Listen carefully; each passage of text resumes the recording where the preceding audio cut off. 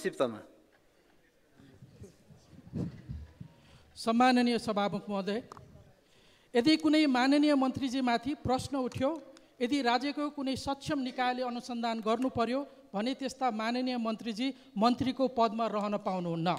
त्यसकारण उहाँले राजीनामा गर्नुपर्छ।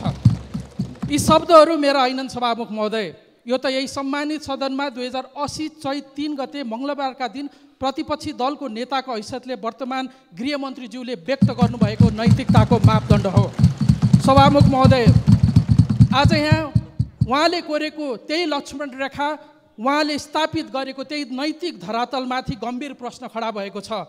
आज प्रश्न स्वयं गृहमन्त्रीज्यूमाथि उठेको छ कि उहाँले त्यति बेला प्रतिपादन गर्नुभएको सिद्धान्त आज उहाँलाई लागू हुन्छ कि हुँदैन, किनकि उहाँको गृह प्रशासनको नागमुनि त्रिभुवन अन्तर्राष्ट्रिय विमानस्थलमा भिजिट भिजाको नाममा निर्दोष नेपाली युवाहरूलाई लुटेर करोडौँको अवैध असुलीको र्याकेट चलिरहेको छ। अझै डरलाग्दो कुरा त के छ भने विभिन्न सञ्चार माध्यमहरूले गृहमन्त्रीज्यूकै सचिवालयको प्रत्यक्ष संलग्नता रहेको समाचार लगातार प्रकाशित गरिरहेका छन्। समाचारमा आएको तथ्याङ्क मान्ने हो भने पछिल्लो 8 महिनामा मात्रै धन्दै 4 अरबभन्दा बढीको लुट भएको छ। यत्रो ठुलो खेल कुनै राजनीतिक संरक्षण बिना सम्भव छ कि छैन?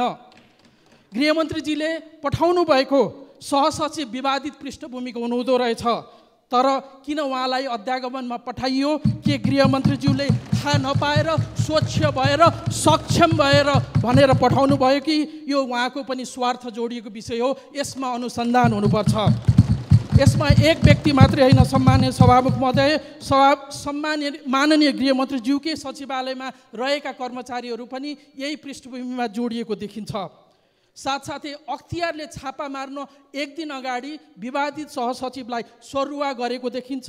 कानुनका पृष्ठभूमि भएका मन्त्रीज्यूलाई थाहा छ, यदि कुनै निकायले प्रमाण जुटाउँदैछ भने प्रमाण जुटाउन दिने कि प्रमाण नष्ट गर्नको लागि उसलाई सरुवा गरिदिने। अब अनुसन्धान कर्मचारी माथि मात्रै होइन, गृहमन्त्रीमाथि पनि हुनुहुन्छ। यसमा प्राविधिक अनुसन्धान हुनुपर्छ, मोबाइलहरूमा र ल्यापटपहरूको परीक्षण हुनुपर्छ, तर त्यो परीक्षण गर्ने निकाय प्रहरीका मार्फतको विधि विज्ञान प्रयोगशाला हो। तर अहिलेको परिवेशमा के स्वच्छ अनुसन्धान होला, रोज स्वच्छ रिपोर्ट आउला त? हामीलाई प्रशस्त आशंकाहरू छन्।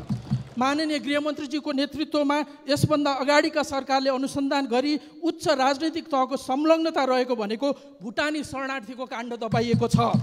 सहकारीको मुद्दामा रवि लामिछानेलाई 3 महिना हिरासतमा राखेर अनुसन्धान गर्यो, तर सत्ता पक्षका सांसदलाई प्रहरीको कार्यकक्षमा बोलाई चिया खुवाएर पठाइएको छ। सम्माननीय सभामुख महोदय, अब हामी कसरी विश्वस्त हुने गृहमन्त्रीले निष्पक्ष छानबिन गर्नुहुन्छ भनेर?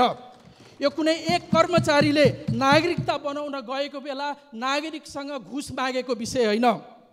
यो त म्यान पावरदेखि एयरलाइनसम्म, कर्मचारीदेखि मन्त्रीज्यूसम्मको सचिवालय जोडिएको छ।